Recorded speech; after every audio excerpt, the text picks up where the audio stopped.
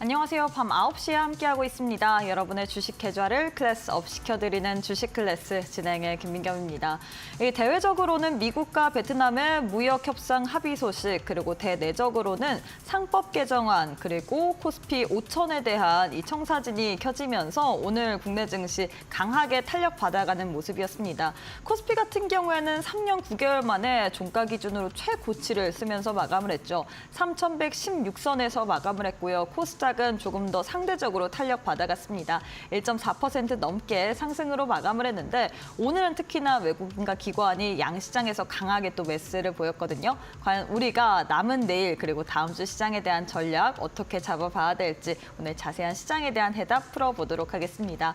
오늘 또 여러분들의 계좌를 돈줄 낸 선생님 만나보도록 하겠습니다. 이재선 전문가님 모셔보도록 할게요. 전문가님 안녕하세요. 네, 안녕하세요. 네, 전문가님 오늘 시장이 굉장히 좋았습니다. 그래서 많은 분들이 궁금해하시는 게 우리가 현 시점에서 그래서 앞으로 계속해서 상승을 할 건지 혹은 오늘장에서 그냥 단기적인 상승에 그칠 것인지 뭐 그런 부분일 것 같은데 일단 우리 시청자분들께 인사부터 부탁드리도록 할게요. 네, 시청자 여러분 안녕하세요. 자, 목요일의 남자 이재선입니다. 제가 여러분들을 이제 돈줄 내드리겠습니다라고 말씀을 드렸는데 기존에 말씀드린 대로 종목들이 지금 너무나도 좋고 그리고 사실 정책을 기대하고 말씀드린 건 아니었지만 정말 좋은 종목들을 바닥에서 매집을 해놨더니 이 종목들이 정책의 수혜주가 되어서 올라가는 것들이 정말 많이 나오고 있습니다. 특히 뭐 우리나라뿐만 아니라 글로벌 정책에 대해서도 연관돼 있는 종목들이 많이 나오고 있는데 바로 이런 것 같아요. 우리가 큰 그림을 그려놓고 그 안에서 색칠을 맞춰 나간다라고 말씀을 드렸죠. 이제 하반기가 되었습니다. 날씨도 굉장히 더워지고 분명히 반년 전에는 우리가 너무 추워가지고 이제 꽁꽁 싸매고 있었는데 이제는 훌훌 벗어던지고 최대한 시원하게 하고 다니고 있습니다. 그런 것처럼 이제는 또 포트폴리오가 바뀌어야 되는 시점이 왔다라고 누누이 말씀드렸는데 그 시점이 지금인 것 같아요.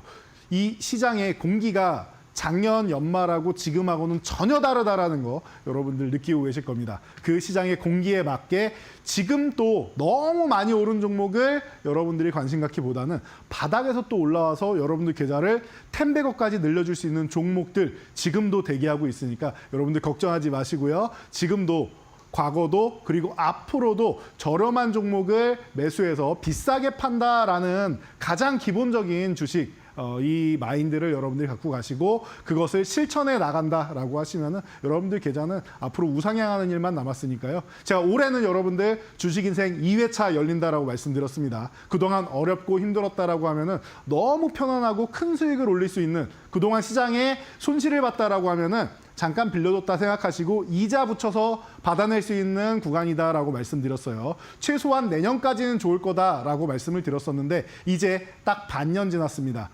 앞으로 올해도 반년이 남았고 그리고 내년까지 펼쳐진다라고 하면은 여러분들 계좌에 수익은 무궁무진하게 붙어갈 수 있으니까 지금이라도 여러분들 자신감을 가지시고 포트폴리오 예쁘게 꾸려 나가신다라고 하면은 저희 주식 클래스 시간에서 여러분들과 함께 10배거 계좌 모두 완성할 수 있으니까요. 오늘도 이 교육 내용과 함께 완성돼 있는 포트폴리오까지 여러분들 기대해 주시기 바랍니다.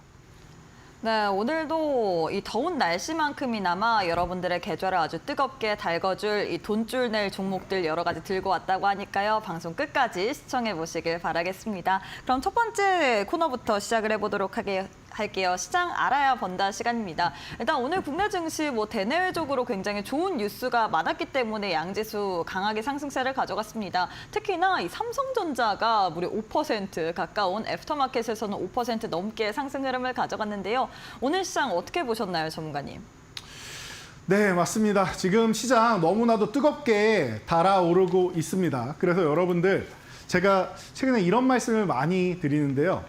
시장에서 이 돈의 흐름을 알아야 된다라고 많이 말씀을 드리죠. 자, 그래서 돈 냄새를 맡아야 되는데 지금 삼성전자까지도 이렇게 사실 못난 형이라고도 많이 얘기를 표현을 했었는데 삼성전자도 멋진 모습을 보이면서 올라오고 있죠. 5%면 삼성전자 시총을 감안하면은 거의 준상한가 수준으로 올라온 건데요. 이제는 그런 것 같아요. 코스피가 이렇게 쓱 한 템포 올라온 다음에 둘러봤더니 코스닥에서 냄새가 나는 것 같습니다. 무슨 냄새가 나느냐? 방금 말씀드렸던 바로 그 돈 냄새가 말이죠. 어떻게 진행되는지, 왜 냄새가 나는지 우리가 그 근거를 한번 찾아보면 좋을 것 같습니다.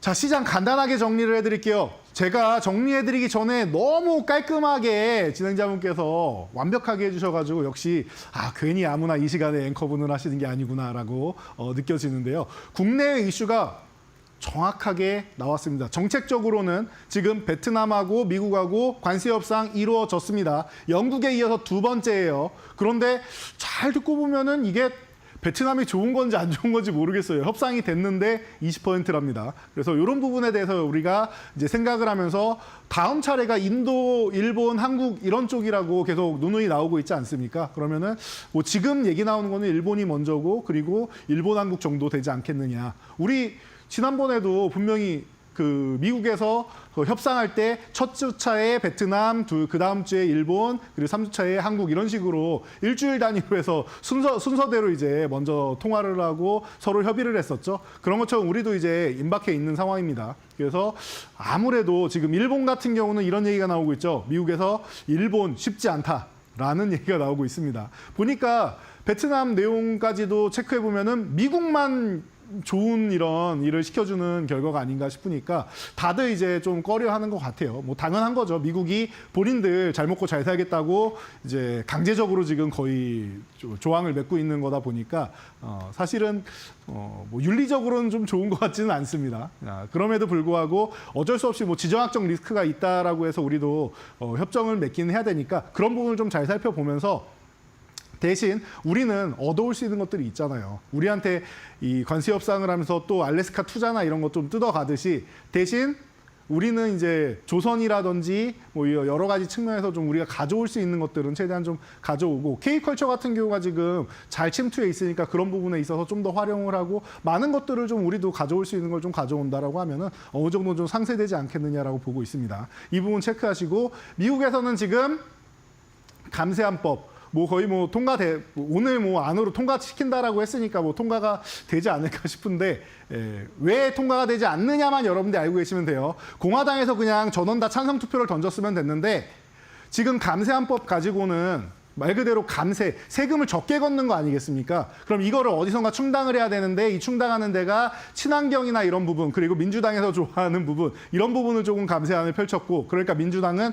전원 반대죠. 거기다가 이제 관세 협상한 부분에서 일부를 좀 충당해가지고 하겠다라고 했는데 이걸로 안 된다라는 거예요. 지금 공화당 측에서 미투표자들 뭐 한 8명 정도가 투표를 안 했다라고 하고 한 5-6명 정도가 반대한다라고 하는데 이 강경파들 같은 경우에는 이러면은 국가 부채가 지금도 어마어마하게 높은 상황인데 아무래도 이 상황이면은 아마 3조 넘게 더 3조 달러 넘게 더 뭐 추가될 것 같다. 우리나라 돈으로 치면은 4천조 이상이 좀 추가될 것 같다라는 이런 얘기가 나오고 있습니다. 그러다 보니까 아니 지금도 경을 넘는데 대체 얼마나 넘어가려고 하는 거냐라는 얘기가 계속 나오고 있는 거예요. 그래서 우려감이 있다라고 해서 지금 반대를 하거나 미투표자가 있는 거다. 그래서 설득을 하고 있다라고 하는데 지금 정도면 설득할 시간이 다 되지 않았나 싶어요. 그래서 뭐 자신감 있게 좀 얘기하고 있으니까 그건 좀 기다려보면 될 것 같고 그리고 중요한 거, 우리나라 상법 개정안 통과가 됐죠. 그러면서 기존에 말씀드렸던 지주사주 같은 경우나 우리나라도 이제는 배당이나 이런 부분을 좀 통해서 밸류업을 해야 된다라는 얘기를 몇 년 전부터 이제 지난 정권부터 해왔었잖아요. 그래서 제가 그때도 이렇게 말씀드렸습니다. 무리하게 잘 모르면서 법을 만드는 것보다는 천천히 나가는 게 낫다라고 했죠. 이번 상법 개정도 마찬가지예요. 잘 모르면서 어느 정도 일부 아는 거 가지고 완벽하게 처음부터 다 하려고 하지 말고 이번에도 많이 부족하다라고 했습니다. 일부만 시행된 거라고 제가 분명히 말씀을 드렸는데 오히려 이렇게 천천히 차근차근 만들어 나가면서 조금 더 알아가면서 하는 게 낫습니다. 정치인분들을 무시하는 게 아니라 분명히 이분들의 전문 분야가 있고 그리고 경제하시는 분들의 전문 분야가 있기 때문에 자문을 좀 더 오래 듣고 회의를 좀 더 이제 좀 진하게 한 다음에 그러면서 이제 경영하는 파트나 이런 부분에 대해서 조금 더 생각을 하고 조금 더 회의를 해가지고 토의를 통해서 이제 나갈 필요가 있다라고 말씀을 드렸습니다. 지금 한 걸음 내딛었으니까 앞으로 더욱 더 발전한다라고 하면은 더욱더 개선하면 우리나라도 정말 5,000포인트 가면은 저도 좋겠습니다. 지금은 제가 작년에 말씀드린 대로 제 생각은 아직도 사상 최고치 돌파하는 건 당연하고 한 4,000포인트는 도전해 볼 수 있지 않을까 싶다라는 의견은 아직도 동일합니다. 작년 말에 모두가 2,800에서 2,900 얘기할 때 저 혼자 나와가지고 여러분 3,000포인트 지나가는 구간이고 사상 최고치 넘어갈 겁니다. 4,000포인트 정도는 노려볼 수 있지 않을까 싶습니다. 언제까지? 기간이 중요하죠. 제가 볼 때는 올해부터 좋아지기 시작해서 내년까지 좋을 것 같습니다. 자, 그리고 올해도 코스피 같은 경우는 상반기에 시작부터 좋은 건 아니고 어디가 좋다라고 했죠? 1, 2월은 1월 효과는 코스닥이 받는 거고 2월까지 연결이 된다. 3월부터 휴식을 취하는데 4월까지 조금 쉴 거다. 4월에 저점 찍고 올라오는데 그때부터는 어디? 코스닥이 아닌 코스피가 좋아진다. 코스피가 좋아지려면은 지수를 끌어올려야 되는데 지수를 끌어올리려면 조방원으로 부족하다. 그럼 조방원 부족하면 어떻게 해요? 뭔가 조력자가 있어야겠죠. 그 조력자에 대해서 제가 밸류업 관련주라고 쉽게 표현해 드렸고 금융주들하고 원래 3월에 과거부터 금융주들 뭐 보험이나 이런 쪽은 3월에 이제 배당을 하잖아요. 3월 배당하는 쪽하고 이제 금융주들하고 지주사주들하고 이렇게 합치면은 시총이 충분히 된다. 그러면은 지수를 끌고 갈 수 있다. 그래서 4월 저점 이후에는 코스피가 좋아져야 된다. 코스닥만 먼저 이렇게 가면 어떻게 되냐? 코스피가 못 가면은요. 코스닥을 끌고 내려옵니다.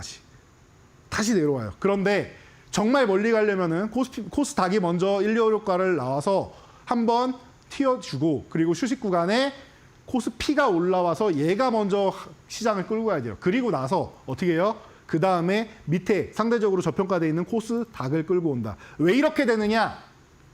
제가 여러분들께 이렇게 표현을 자주 드립니다. 우리가 이사를 갔을 때 한번 생각해 보자고요. 이사 가면 이렇게 방이 있다고 생각해 볼게요. 그냥 원룸이라고 생각할게요. 쉽게.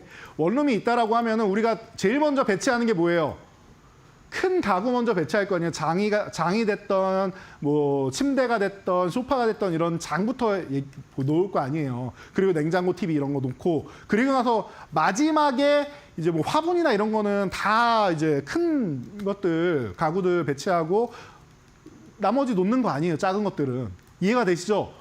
그런 거예요. 큰 자금을 먼저 코스피에서 집행을 하는 겁니다. 이렇게 집행을 해놓고 이렇게 집행해놓고 화분이나 이런 거 작은 중소형주들 같은 경우는 그 뒤에 집행을 하는 겁니다. 그래서 코스피가 먼저 가야 돼요. 상승장은 이게 가장 기본입니다. 이게 가장 기본이에요. 에이, 코스피 외국인들이 주식 그렇게 많이 안 산 것 같은데요. 기관도 그렇게 많이 안 산 것 같은데요. 맞아요. 아직 그렇게 많이 안 샀는데 여러분 잘 생각해 보세요. 글로벌 증시는 다 사상 최고가예요. 다 사상 최고가인데 우리나라만 지금 여기 있는 겁니다. 그러니까 올라가면서 사도 계속 싼 거예요. 우리나라는 상대적으로. 지금도 상대적으로 굉장히 저렴한 증시입니다. 3,100인데도 저렴해요, 우리나라는. 글로벌 증시에 비해서. 나머지는 다 사상 최고가 돌파하다가 지금 쉬었다가 다시 재돌파하는 거잖아요. 우리는 작년에 그냥 쉬었습니다. 나라가 마치 망하는 것 마냥 내려왔습니다. 근데 우리나라가 뭐 전쟁 난 것도 아니고 우리나라가 망한 것도 아니에요. 그런 상황이 있었기 때문에 과도하게 밀려 있었고 대신 우리는 이제 신용장부나 이런 부분이 컸기 때문에 12월에 투매가 나와야 된다라고 말씀드린 거. 제가 11월부터 계속 말씀드린 12월 9일 날 나왔죠. 투매가 나온 것 또한 더 올라가기 위해서 이제는 회복되기 위해서 투매가 나온 거였다. 그리고 나서 지금 시장이 보여주고 있는 겁니다. 이삿짐에서 이제 큰 거 먼저. 그래서 오늘 삼성전자도 지금 이렇게 좋은 모습 보이는 거 아니에요. 저 누누이 말씀드렸지만 7만 원까지는 어렵지 않다라고 하는데 그 이상 넘어가는 거는 엔비디아가 됐건 뭐 AMD가 됐건 속에 성과가 좀 나와야 된다 말씀을 드렸으니까 그 부분은 조금 더 그 뒤는 보면서 얘기하면 되고 뭐 7만 원 정도까지는 어렵지 않다라고 저는 개인적으로 생각은 합니다. 예, 개인적인 뷰는 그런데 여러분도 같이 한번 뭐 지켜보시면 될 것 같고 그래서 지금 제가 냄새가 난다라고 했죠. 코스피가 이렇게 끌어당긴 다음에 좀 휴식을 취하고 있어요. 좀 더 올라가도 됩니다. 천천히 움직이는 건 괜찮은데 지금부터는 하반기에는 여기가 움직여야 된다. 코스닥이. 자, 코스피는 자, 이 2652 구간에서 이 구간에서 계속 저항을 받다가 드디어 돌파를 한 거잖아요. 저항받고 이제 드디어 돌파해서 날아간 거잖아요. 이 아래는 지하실이고요. 이 위에가 이제 지상으로 올라가서 한층 도층 이렇게 쌓아가고 있다 말씀을 드렸는데 코스닥은 어디예요? 780 아래가 지하다. 그럼 780 여긴데 지하실에 있다가 이제 올라온 거잖아요. 그럼 이제 1층 이제 막 빛 보는 거예요. 어둠 속에서 나와가지고 눈부셔 하고 바로 못 나간 거예요. 이해되십니까? 눈부신 기간에 적응 기간이 이렇게 나와 있고요. 이렇게 수렴 과정 거치고 이제 움직여야 되는 타이밍입니다. 남은 건 하나예요. 우리가 맡은 냄새가 정말로 맛있는 음식이 되고 맛있는 수익이 되려면은 딱 하나만 맞춰주면 됩니다. 뭐가 될까요, 여러분? 지금 딱 부족한 거 하나만 생각해 보시면 됩니다. 코스닥에서 부족한 거 저는 이거 하나라고 생각해요. 외국인, 기관 뭐 이런 게 아니고요. 거래 대금이 부족합니다. 거래 대금이 그래도 올라가려면 최소 10조 원 넘어야 되고 정말 뭐 호황장이고 여러분들이 정말 뭐 좋아하고 이런 장은 14조 원이 넘어갑니다. 근데 여러분들 HTS 열어서 딱 보세요. 요즘에 코스닥의 거래 대금이 어떤지 메말라 있습니다. 6조 원, 7조 원 이렇게까지 내려가 있다가 뭐 8조 원 이렇게까지 올라오기만 해도 다행인데 10조 원 전후 되는 구간부터 해가지고는 코스닥도 멋지게 움직일 수 있다. 그리고 멋지게 움직이면 10조 원 전후까지는 기본적으로 올라갑니다. 그러니까 거래 대금만 조금만 맞춰주면 되니까 이거 그렇게 어려운 게 아니에요. 왜냐하면 코스피에 자금이 쏠려 있던 게 약간만 분산되면 10조 원 넘기는 거는 어려운 일이 아닙니다. 10조 원 전후, 10조 원 근접하기만 해도 되니까. 코스닥 거래 대금만 여러분 잘 보세요. 그러면은 제가 볼 때는 앞으로 여러분들 하반기에 정말 어마어마한 수익률. 지금까지 코스피가 움직여서 아이고 나는 대형주 안 들고 있어서 수익 본 게 별로 없는데요. 저는 이제 아직 손실도 복구가 안 됐는데요 하셨던 분들 있죠. 그동안 조금 소외돼 있고 섭섭해 있고 상대적 박탈감을 느끼셨다라고 하면은 하반기에는 그런 분들을 위한 장이 열릴 겁니다. 만약에 종목이 정말 안 좋다라고 하면은 한번 딱 포트폴리오를 눈 딱 감고 전액 현금화한 다음에 포트폴리오 재구성해 보세요. 기존 종목을 다시 사도 됩니다. 제일 좋으면 다시 사면 돼요. 그런데 내가 들고 있으면 객관적인 판단이 안 서요.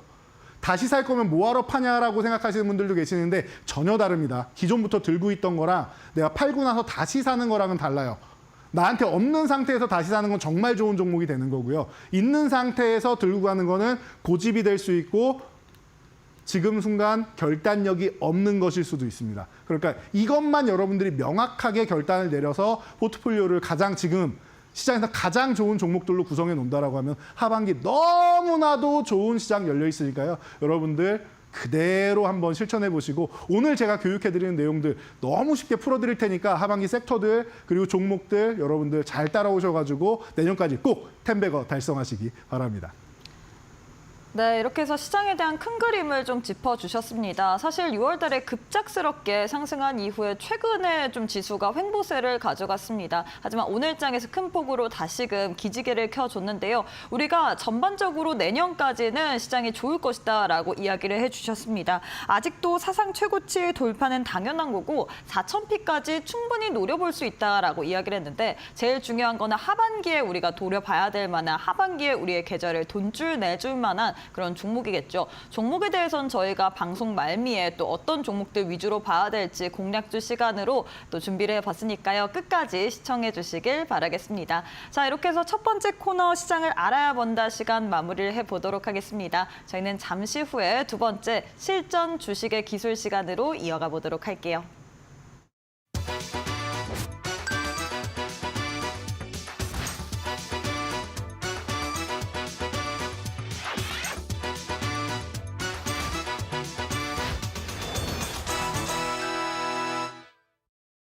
네, 두 번째 코너로 이어가 보도록 하겠습니다. 실전 주식의 기술 시간입니다. 전문가님, 우리 전문가님께서는 계좌를 돈줄 내주기로 굉장히 유명하시잖아요. 그래서 제일 중요한 게 나도 이 텐베거 전략을 좀 흡수해보고 싶다 이런 분들이 많으실 것 같은데 텐베거 전략 어떻게 세우는 게 좋을까요? 네, 텐베거 전략을 세우는 건 제가 항상 너무 쉽다라고 말씀드렸습니다. 여러분들이 주식을 어렵다 생각하니까 어려운 건데요. 주변을 여러분들이 둘러보시고 여러분들이 알고 있는 상식적인 걸 대입하시면은 어려운 게 아니라 오히려 굉장히 재밌어지고 즐거워집니다. 왜냐? 내가 알고 있는 것들에서 정말 좋은 종목들이 나오고 거기서 수익이 나니까 즐거워지는 거죠. 재밌어집니다, 주식이. 여러분 이것만 잘 따라해 보세요. 여러분들이 이미 다 알고 있는 거 가지고 설명드릴게요. 자, 부동산. 그동안 부동산을 투자자산이고 안전자산이다라고 얘기를 했었는데 지금 대통령께서 뭐라고 해요? 자, 이 부동산에 너무 쏠려 있는 거를 금융자산으로 보내자. 그래서 금융자산을 보내고 코스피도 5천으로 보내자. 5천 만들겠다 이러고 있는 거 아닙니까? 5천을 안 가면 어떻습니까? 4천 가도 사상 최고치고 4천을 넘어가면은 그것만 해도 여러분들 계좌는 어마어마하게 큰 수익을 보고 있을 텐데요. 그럼 코스닥은 어디 가겠습니까? 1000포인트 넘어서 저 1500 이렇게 가 있을 거 아니에요. 이해가 되시죠? 1000포인트 넘어서 1500은 가 있을 거란 말이에요, 여러분. 2000포인트 가 있을 수도 있고요. 생각만 해도 꿈만 같은 일 아닙니까? 그러면 여러분들 종목들은 얼마나 큰 수익이 나 있겠습니까? 자, 이렇게 보는 겁니다. 자, 그래서 금융자산으로 어떻게 가느냐. 자, 지난주에도 말씀드렸어요. 가장 기본 토대가 되는 건 반도체주다. 그래서 코스피에서 반도체주가 이제 조방원의 바톤을 이어받아서 움직여주는 게 가장 기본이다. 그래야지 나머지 코스닥에 있는 핵심 섹터들이 움직인다. 어떻게 연결이 되느냐? 지금 AI 소프트웨어 시대다라고 하는데 우리나라가 뭐 소프트웨어 빅테크 기업이 있습니까? 우리나라에 뭐 오픈 AI가 있어요. 아니면 메타가 있어요. 마이크로소프트가 있어요. 아니잖아요. 아마존이 있는 것도 아니고. 그렇죠? 그러면은 인정할 건 인정해야 됩니다. 아, 우리가 여기는 조금 뒤처졌구나. 아직까지는 좀 더 발전을 많이 해야 되는구나. 라는 걸 인정을 해야 되는 거예요. 그럼 어떻게 합니까? 그러면은 여기에 대해서 우리가 핵심적으로 역할할 수 있는 진짜 좋은 기술력이 있는 게 무엇냐라고 했을 때는 반도체주를 빼고 얘기할 수가 없다라는 겁니다. 우리나라 코스피 시총 1, 2위도 삼성전자, SK하이닉스고요. 그러면 인정하고 가야 되는 겁니다. HBM 지금 현재 가장 기본이 되는 AI 가속기에 들어가는 중요 핵심 부품이다. 누구나 알고 있는 겁니다. 그리고 적층 단수를 높게 쌓으면 쌓을수록 4단, 8단, 12단, 16단, 32단 이렇게 높게 쌓으면 쌓을수록 높은 기술이 나와야 될 거 아니에요. 당연한 거 아닙니까? 용량이 커질수록 많이 쌓으면은 그만큼 높이가 높아질 텐데 이런 부분에 대해서도 기술적으로 해결을 해서 너무 높지 않게끔 해결을 해야 되고 그러니까 더욱더 발전된 기술이 나오는 거 아닙니까? 그래서 과거에도 우리가 나노 단위로 쪼개가지고 40나노에서 30나노, 20나노, 10나노 그러다가 지금 5나노, 3나노까지 오고 있는 거 아닙니까? 2나노까지도 지금 기술력은 있다고 하고 그런 상황이잖아요. 그런 것처럼 HBM도 계속 쌓아가면서 점점 더 작게 만들고 좀 더 고용량으로 만드는 기술이 발전한다라는 거. 거기에다가 발열이 너무 심해가지고 블랙엘에서 문제가 됐다. 그러니까 발열량 절반 이하로 줄일 수 있는 게 유리기판이다. 뭐 액심 냉각 같은 경우도 마찬가지고요. 발열량을 어떻게든 잡아야 되니까요. 그러니까 데이터 센터 같은 경우 어디다 놔요? 바다 같은 데 물에다 풍덩 빠뜨려 놓잖아요. 열 때문에 그런 거 아닙니까? 자, 그리고 차세대 이제 CXL 나온다라고 하고 소캠 같은 경우는 이제 B2B로 이제 그동안 데이터 센터를 이제 했다라고 하면은 맞잖아요. 기업 간의 거래였잖아요. 그런데 이제는 개인형 AI의 시대가 올 거기 때문에 앞으로 열릴 거기 때문에 그리고 맞춤형 반도체 시장이 열리기 때문에 어떻게 된다? 소캠의 시대가 열릴 거다. 이거는 뭐 엔비디아에서 얘기하는 거고 어찌됐건 우리는 맞춤형 반도체라는 개념만 알고 가시면 됩니다. 에이지계 시대가 온다라는 거. 그리고 여기에 따라서 발열량 이런 거 나오듯이 전력 인프라 같은 경우도 당연히 기본이 돼야겠죠. 반도체도 데이터 센터도 마찬가지지만 여기에 로봇이니 AI니 너무 많은 것들이 전력을 잡아먹다 보니까 전력 인프라가 덤으로 간다. 이렇게 여러분들 기본적으로 가져가시면 됩니다. 이해되시죠? 그래서 바닥권 주도 섹터는 반도체주였다라고 말씀드리고 여기서 SK하이닉스가 먼저 움직여야 된다. 그래서 하이닉스 실적은 이렇게나 좋아지고 있는데 바닥권에 있는 게 말이 안 된다라고 누누이 말씀드렸죠. 분명히 2023년도에 3만 장밖에 안 됐던 HBM이 작년에 10만 장 SK하이닉스가 생산을 하면서 영업이 1위로 올라갑니다. 그리고 나서 올해는 14만 장이었는데 17만 장이 됐어요. 제가 기억하시라고 했어요. 이 맞춤형이라는 시대를 계속 생각하시라고 했어요. 14만 장이었다가 이제 브로드컴이랑 얘기를 3만 장을 늘렸다라고 얘기가 들려오죠. 그래서 17만 장이 되었다라고 합니다. 그러면은 2023년도 3만 장에서 7만 장이 늘었는데 올해도 또 7만 장이 늘어난다는 거예요. 자, 그리고 올해 이렇게까지 좋았는데 어떻게 돼요? 이렇게까지 크게 성장을 했는데 2033년까지 이 시장이 HBM 시장만 해도 3배의 성장이 나온다라고 합니다. 이유는 간단해요. 여기 나와 있는 7개의 기업과 브로드컴까지 8개의 기업이 맞춤형 반도체 시장을 열어간다라는 거예요. 그리고 그 외에도 맞춤형 반도체 시장이 열리기 때문에 더욱더 활성화가 된다라고 하는 겁니다. 우리나라만 봐도 아직 상장도 안 한 대통령께서 방문하셨던 필요사의 AI라든지 메타에서 1조 원 넘게 인수해 간다고 하잖아요. 근데 안 팔았죠. 어쨌든 자금 조달돼서. 그리고 그 라이벌인 리벨리온이라든지 솔트룩스랑 이제 또 연계하는 걸로 유명하죠. 이런 기업들이 많단 말이에요. 우리나라에도. 그러니까 뭐 상장 안 돼 있는 기업들부터 시작해서 상장돼 있는 기업, 맞춤형으로 이제 잘하고 있는 기업들이 있다라는 거 여러분들이 생각하시고 그쪽 시장으로 더욱더 큰 시장이 열린다라는 겁니다. 더욱더 발전된 시장이 열리고 더욱더 고부가가치 제품의 시장이 열린다라는 거예요. 애플, 구글, 엔비디아, 테슬라, 그리고 마이크로소프트, 아마존, 메타, 브로드컴 이렇게 8개의 기업이 핵심이 되면서 그 나머지 기업들도 어마어마하다라는 거 알고 가시면 됩니다. 자, 그러면 여기까지 오면은 이미 다 아셨잖아요. 이미 다 아셨잖아요. 그렇죠? 하이닉스가 20만 5천 원만 넘어가면 된다라고 말씀드렸죠. 여기서 이렇게 하락 추세를 이렇게 만들고 있는데 20만 5천 원 넘어가면 이 하락 추세 넘어가고 가격 저항 넘어가니까 그 다음에 원래 22만 원 넘어가야 돼. 22만 원 어차피 그냥 지나가는 과정일 겁니다. 말씀드렸죠. 여기가 중요하다. 여기 넘어가니까 어때요? 한번 저항받고 넘어가니까 어때요? 넘어가니까 그 다음에는 그냥 올라가잖아요. 코스피 마냥 이렇게 올라가잖아요. 코스피랑 똑같죠. 똑같죠. 그리고 나서 이 종목이 쉬고 있으니까 순환매가 돌면서 삼성전자가 5% 이렇게 장대 항목이 나오는 거예요. 준상한가 수준으로 나오는 거예요. 삼성전자는 5%면 준상한가입니다, 여러분. 자, 이렇게 움직이는 거예요.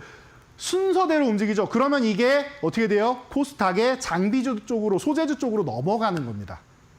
이렇게 해서 생각하시면 너무 편안한 거예요. 그래서 제주반도체 같은 경우도 제가 딱 한 달 전에 6월 5일 날 여러분들께 여러분 이제 보셔야 됩니다라고 말씀드리고 나서 어떻게 됐습니까? 벌써 38.6% 올라온 다음에 요게 17,500원 유지가 안 되면은 눌리면 어떻게 한다? 주도주는 죽지 않는다. 주도 섹터 죽지 않는다. 눌리면 다시 사야 되는 거예요. 지금 어때요? 저라면은 요 15,000원 구간에 다시 사는 게 맞다라고 생각합니다. 저라면 이게 맞다라고. 그래서 여기서 정리할 구간을 찾는 게 아니라 눌리면 더 살 구간을 찾는 거예요.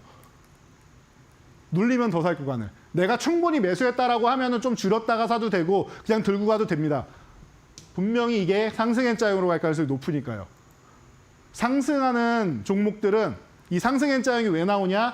바로 위에 있는 저항을 또 돌파해서 넘어가니까 상승 N자형이 나오는 거 아닙니까? 그렇게 넘어갈 가능성이 매우 높다라는 거예요. 주도 섹터는 바로 그렇게 안 죽어요. 지금 상승 초입입니다. 이것만 여러분들이 기억하세요. 상승 초입이다. 이제 시작이다. 이것만 계속 기억하시면 돼요. 제가 반복적으로 말씀드리는 이 맞춤형 반도체에 계속 반복해서 말씀드렸죠. 주도주 안 죽는다.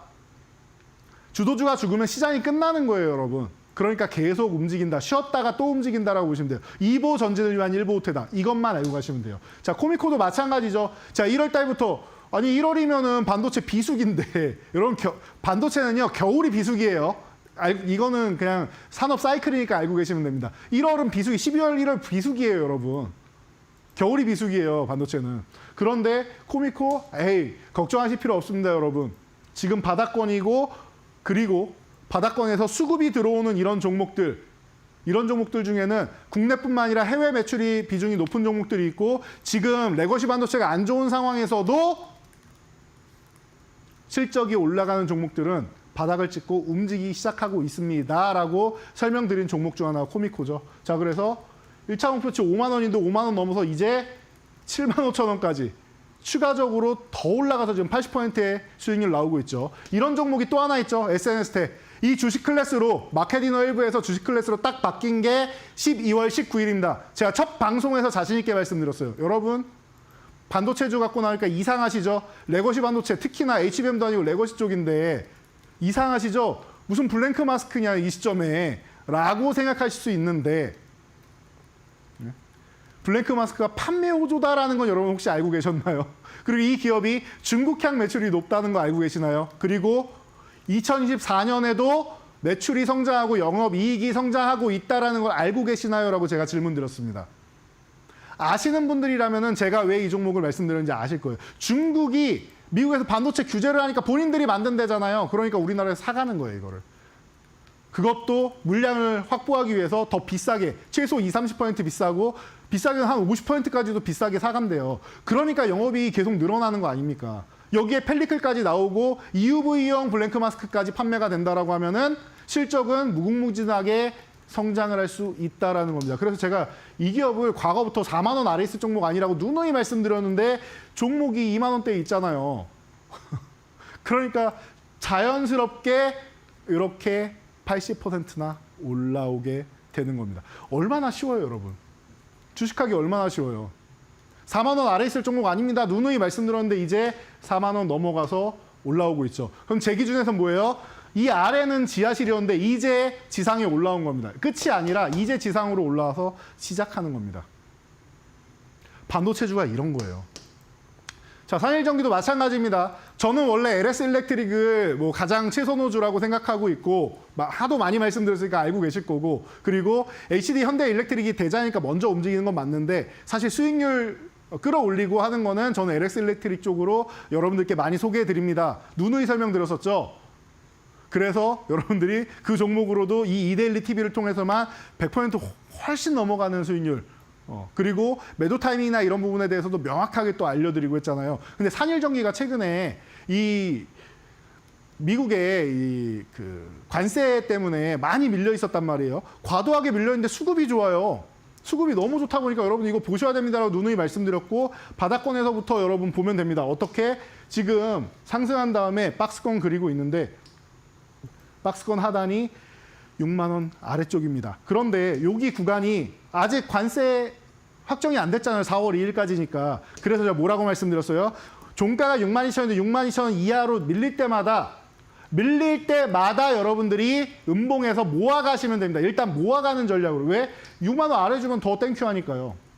6만 원 아래 줘서 이 중간 사이 딱 와가지고, 예? 중간 사이 와가지고 여기서 중간에 살 수 있으면 제일 좋은 거 아니에요. 대충 한 52,500원쯤 되겠네요. 이쯤 오면 얼마나 좋아요, 여러분. 그러니까 밀릴 때마다 사는 거예요, 이렇게. 모아가시라고. 그랬더니 어떻게 해요? 역시나 관세 전쟁 때문에 여기까지 조금 더 밀려 내려오죠. 4월 9일까지. 좀 더 밀려 내려왔어요. 원하는 가격권까지 왔어요. 심지어 더 내려왔습니다. 43,000원까지 왔어요.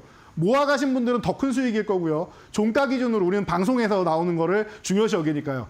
종가 기준으로 62,000원 딱 그 가격에서 여러분들이 매수를 하셨다라고 해도 50%가 넘게 올라옵니다. 제가 뭐라고 했어요? 전력 인프라 덤으로 올라간다. 당연한 겁니다. 자연스러운 거예요, 여러분. 그리고 이 HBM이 AI 쪽으로 넘어가는데 AI에서 지금 엔비디아의 젠슨왕이 뭐라고 합니까? 피지컬 AI 쪽 넘어간다. 그리고 테슬라의 CEO 일론 머스크도 뭐라고 해요? 앞으로는 휴머노이드의 시대가 된다. 테슬라의 미래는 휴머노이드다라고 얘기하잖아요. 한국, 우리나라 저격해서 얘기했죠. 거기 인구 아예 절벽 수준이더라. 그 인구 절벽을 대체하려면은 우리 테슬라의 휴머노이드 로봇을 가져가면 어떻게 되냐. 이렇게 세일즈를 하고 있잖아요.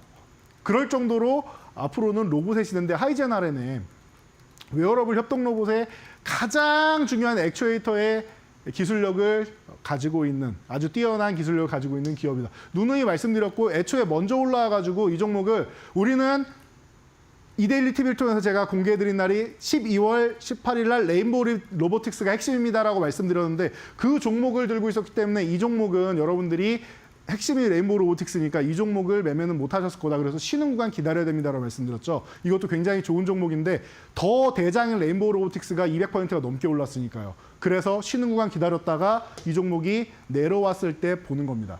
내려왔을 때, 조정받았을 때, 원하는 가격 왔을 때 보는 겁니다. 이해가 되시죠? 자, 그래서 어떻게 돼요? 원하는 가격 왔을 때 매수하니까 그 다음에는 너무 쉽게 상승한 다음에 수익권에서 횡보, 상승한 다음 수익권에서 횡보 하다가 결국엔 날아가잖아요. 70% 넘게 이미 움직였고 아직도 안 끝났어요. 쉬면은 뭐라고 했죠? 주도주는 쉬는 구간이 나오면 오히려 더 사야 된다. 원하는 만큼 못 샀으면 더 사는 구간이다라는 겁니다. 이해가 되시죠? 실전 주식의 기술 시간에 여러분들 이런 걸 배우고 계시는 거예요.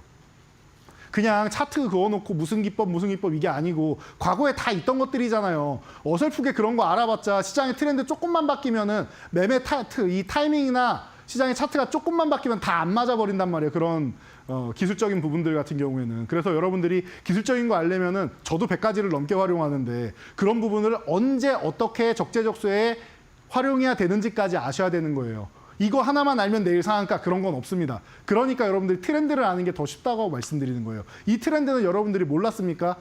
HBM 트렌드 몰랐어요? 로봇으로 넘어가는 거 몰랐어요? 다 알고 있었어요. 전력 인프라 필요한 거 몰랐습니까? 다 알고 있던 겁니다. 여러분들이 알고 있는 상식선에서 바닥권에서 담아놓을 수만 있다면 주식이 정말 쉬워지는 겁니다. 이해가 되시죠? 자, 그래서 반도체 쪽 파트를 알아봤는데 여러분들 반도체에서 끝낼 수는 없겠죠. 우리 잠깐 쉬었다가 여러분들 반도체가 아니라 그 다음에 그러면은 여러분들이 조금 더 쉽게 접근할 수 있는 게 뭔지 확인해 보도록 하겠습니다. 네, 이렇게 해서 정말 주식에 대한 기술에 대해서 알려주셨습니다. 사실 많은 분들이 주식 투자를 하면서 고점에서 매수를 하시고 굉장히 힘들어 하시잖아요. 하지만 우리 전문가님께서는 우리가 고점에서 매수를 하는 게 아니라 바닥권에서 매수를 해야 된다라고 알려주셨습니다. 바닥권에서 우리가 매수를 해야지 그나마 편안하고 안정적으로 좀 종목을 끌고 갈 수 있겠죠. 대표적으로 반도체 관련된 이야기를 해주셨는데요. 그래서 우리가 주도 섹터를 눌림목 혹은 우리가 바닥권에서 공략을 해야 될 것 같습니다. 그렇기 때문에 우리 전문가님께서 또 공략하신 이후에 이 종목들의 흐름을 본다면 두 자릿수 그리고 최대로는 세 자릿수 이상의 상승률을 보이고 있는데요. 나도 이렇게 끌고 가는 전략들 배워보고 싶다 하시는 분들 계속해서 저희 방송 보시면서 전략들 하나하나 챙겨보시길 바라겠습니다. 자, 이렇게 해서 반도체 섹터에 대해서 한번 살펴봤는데 또 다음으로는 어떤 섹터 볼까요, 전문가님? 네, 우리가 매주 하는 코너가 있죠. 클래스를 증명하라. 이 주식 클래스 시간에 우리가 교육받았던 내용들 그리고 여러분들이 이거 너무 쉬운 거 아니야 라고 생각하셨던 부분들이 그게 정말 클래스가 있는 것이었는지 아니면은 별거 아닌데 생각했던 만큼 정말로 별거 아니었는지를 체크해 보도록 하겠습니다. 자, 한화입니다. 이 종목은 여러분들 최근에 많이 들으셨죠? 지주사. 상법개정 오늘도 얘기 나왔죠. 그중에 핵심이 되는 게 원래 저는 다른 기업들도 좋아하고 하이닉스가 이렇게 너무 저평가돼 있으니까 더 올라갈 거라고 생각하기 때문에 SK스퀘어도 과거에 많이 말씀을 드렸었고 했는데 이 4월이 되니까 관세 때문에 저점 찍고 움직이는 타이밍에 지주사주 움직여야 된다고 말씀드렸죠. 조금 전에 시황 때도 말씀드렸던 밸류업 관련주 그중에서 찾아봤는데 저는 이 종목만한 종목을 못 보겠는 거예요. 왜냐? 조방원이 대장인데 그 조방원 관련된 쪽으로 해서 원전 정도만 제외하면 다 핵심 자회사, 손자회사예요. 하나에어로스페이스, 하나오션, 그리고 반도체 쪽에 하나세미텍이 새로 SK하이닉스의 TC번호를 공급하기 시작합니다. 하나비전. 계열사들이 다 너무 좋아요. 다 핵심이에요. 대장이에요. 거기다가 이 하나라는 기업이 원래 한국화학 아닙니까? 그러니까 이 화학, 방산, 기계, 무역 이쪽으로 해가지고 시너지 효과가 너무 좋은 겁니다. 너무 좋아요. 육해공으로 다 좋잖아요. 할 수 있는 게 너무 많습니다. 그러니까 이 기업 자체에서도 지주사로서도 좋지만 기업 자체에서도 너무 좋은 겁니다. 그럼 이 기업만한 게 있을까요? 올해 영업이익이 40% 가까이 올라갈 겁니다. 더 올라갈 수도 있고요. 가까이 올라갈 겁니다. 여러분 그래서 저는 하나만한 종목을 지금 지주사 중에서 밸류업 관련주 중에서 못 찾겠습니다라고 말씀드렸던 거 기억나실 겁니다. 자, 4월 24일 날 여러분들께 소개해드리고 나서 벌써 143%가 올랐습니다. 놀라운 수익률이죠. 이런 겁니다, 여러분. 하나 에어로스페이스를 모르는 사람은 없을 거예요. 주식하시는 분들 중에. 하나 오션을 모르는 사람은 없을 거예요. 다 조선과 방산의 대장주들 아닙니까? 하나 비전 모르시는 분도 없을 거예요. HBM 하면 요즘에 가장 뜨거운 게 한미반도체와 하나세미텍의 경쟁 아닙니까? 한미반도체가 사실은 압도적이긴 한데 이 SK하이닉스라는 거래처를 하나세미텍이 야금야금 뺏어가고 있다 보니까 세계 1위의 거래처 아니에요. 그러니까 이게 굉장히 뜨거운 거 아닙니까? 서로 지금 특허 기술력 같은 경우도 지금 분쟁 중이고 하이닉스는 야금야금 하나세미텍 편을 조금 들어주는 느낌이고 그러다 보니까 얼마나 뜨겁습니까? 하나. 자연스러운 거예요. 자, 그리고 카카오페이. 아무도 관심 갖지 않았다. 올해 1월까지만 해도 카카오는 정말 못난이 종목이었고요. 삼성전자가 동네의 못난형이었다라고 하면 카카오페이는 그냥 못난이에요. 그냥 못난. 가장 못난이에요. 카카오 그룹주 전체가요. 왜? 카카오 그룹주가 올라가려면은 지지난 정권에서 너무 문어발식 확장하면서 쪼개기 상장해서 다 상장하다 보니까 사실 상법 개정 카카오 때문에 나온 것 아닌가 싶을 정도로 개인 투자자분들이 조금 아쉬움을 많이 표현을 하셨었죠. 그리고 나서 마지막에 정권 끝날 때 국정감사에 올려놓고 카카오 김범수 의장 당신이 잘못했어. 그러니까 와르르 무너진 거 아닙니까? 골목상권 침해 얘기까지 나오면서. 그래서 카카오에서 어떻게 돌파구를 찾아요? 우리도 해외로 나가겠습니다. 라고 했는데 사실 기반이 SNS로 시작한 거 아니에요. 카카오톡 메신저라는 SNS로 시작해가지고 기반이 한국에 있기 때문에 글로벌로 진출하기가 쉽지 않아요. 웹툰이나 이런 거 외에는 사실 쉽지는 않아요. 일부 사업 외에는. 그러다 보니까 시간이 좀 걸렸는데 카카오페이는 어때요? 지금 1월 16일 이 당시에 스타게이트라고 해서 미국에서 오픈 AI랑 오라클이랑 소프트뱅크랑 해가지고 다 손잡고 한국으로 옵니다. 다 손잡고 옵니다. 그래서 투자 자금 유치하겠다고. 누가 관심 보여요? 우리나라에서 1등이 아닌 기업들, 반도체 1등을 놓친, HBM 1등을 놓친 삼성전자가 관심을 보이고요. 그리고 네이버에다 클라우드나 이런 부분에 1등을 놓친 카카오가 관심을 보입니다. 삼성전자 카카오가 쓱 관심을 보이죠. 그래서 카카오는 뭐합니까? 오픈 AI랑 MOU를 통해서 협업까지 이끌어냅니다. 어디로 간다? 아마 쇼핑 탭일 가능성이 높다라는 얘기가 계속 나옵니다. 쇼핑을 하면 결제를 해야 하는데 뭘로 결제하는 게 좋아요?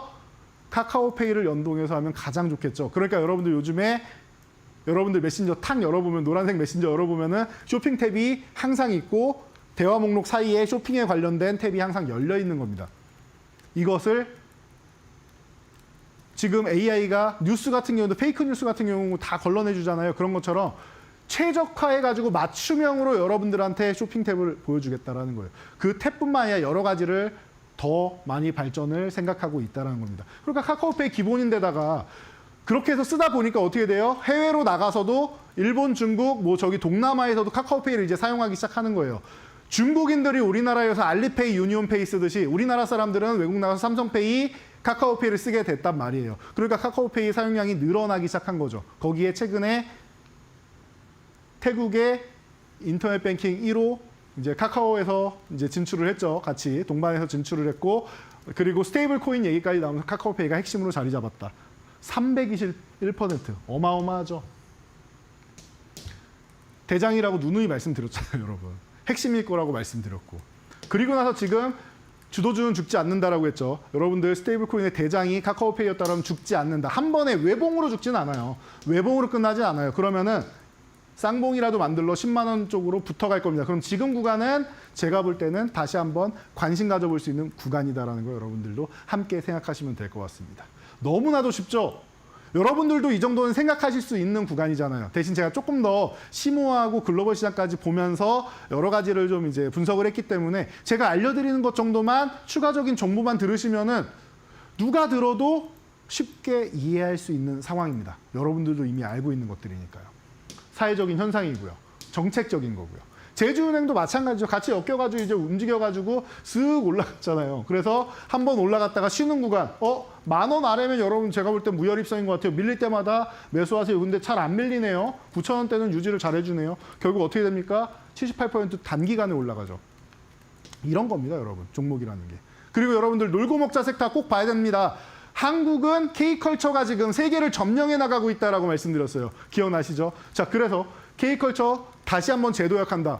이제 복귀를 하고 있습니다. 누가?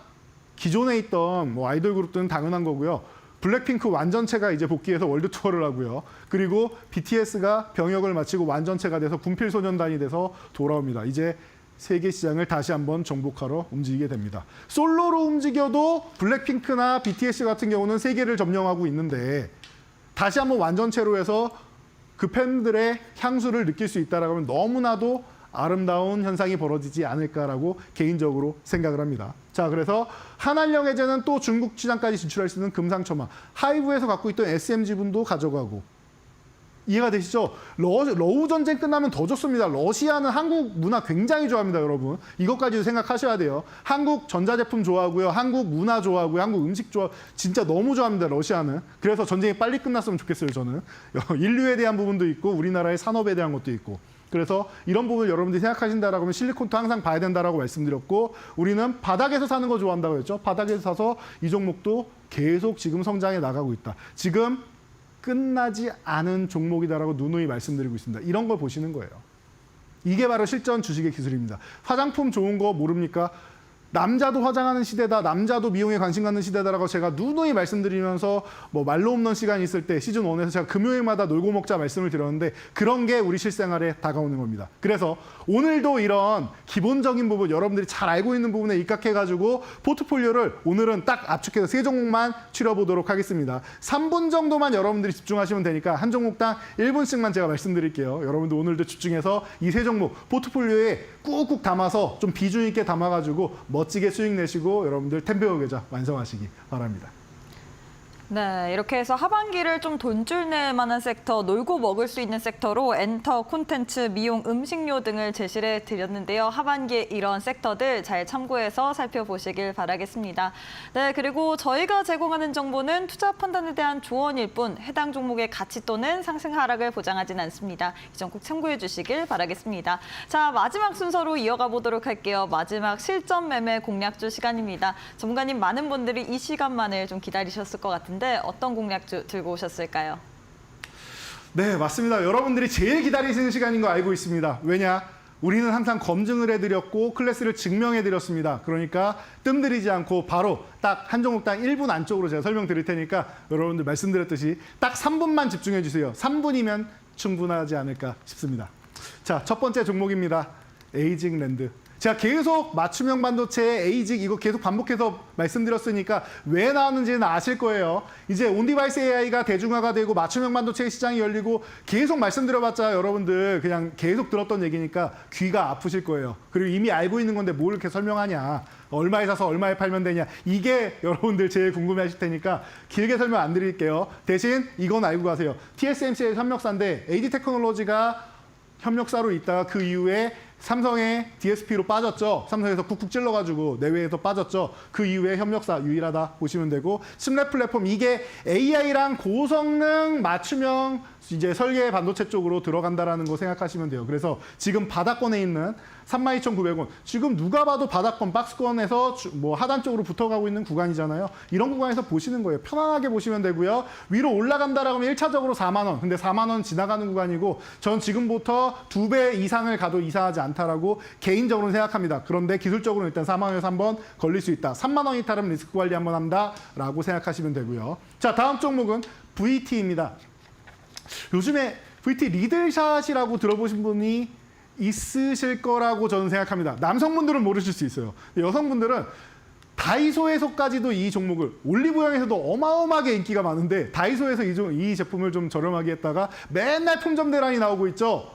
그런 종목입니다. 뭐 100샷, 뭐 300샷, 700샷, 뭐 1000샷 뭐 많더라고요. 저도 보니까. 그래서 뭐 이런 비슷한 제품을 저도 이제 사용을 해봤는데 따끔따끔하긴 한데 뭐 효과가 있다고 하니까 여성분들이 좀 더 잘 느끼시겠죠. 어마어마한 효과를 누리고 있다고 합니다. 미국, 중국, 뭐 그리고 러시아 비롯해서 아까 말씀드렸죠. 러시아.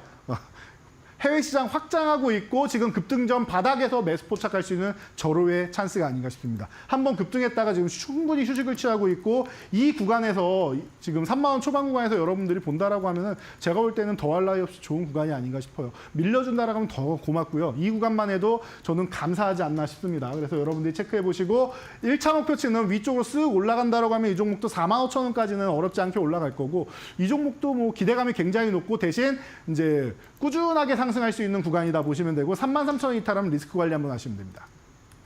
마지막 종목으로 유한양행입니다. 이 종목이 좀 잠잠하다 하셨을 거예요. 그리고 최근에 바이오주들이 좀 잠잠했죠. 그런데 이제 플랫폼 중심으로 해서 ADC 중심으로 해서 먼저 움직이고 있잖아요. ABL 바이오 최근에 많이 움직였었고 그리고 이제 바닥권에서 최근에 좀 쉬고 있던 박스권 하단에 쉬고 있던 이런 알테오젠이라든지 리가켄 바이오라든지 이런 종목도 움직이고 있는데 그 다음에 후발주로 움직일 만한 게 바로 유한양행. 뭐 렉나자 폐암 신약 이거 비소세포 폐암 쪽으로 해서 나온 거는 다들 아실 거고 로열티 올해부터 수금하기 시작해서 내년 정도부터는 확장해서 점점 늘어날 겁니다. 편안하게 보시면 되고 외국인기관 바닥권 매집 시작했다라는 거. 지금 수급이 그동안 안 좋다가 이제 수급 턴되기 시작했습니다. 그래서 종목도 바닥에 턴되기 시작하고 천양봉 나오는데 거래대금이 좀 부족해요. 그러면 여기서 거래대금을 한 번 더 실어주는 양봉이 필요하겠죠. 너무나도 바닥권이니까 11만 원 감사합니다. 매수하시고 1차 목표치는 14만 원 아마 지나가게 될 겁니다. 그리고 10만 원 이탈하면 리스크 관리 정도만 한번 한다 생각하시면 여러분들 깔끔하게 정리되는 포트폴리오 완성하실 수 있을 것 같습니다.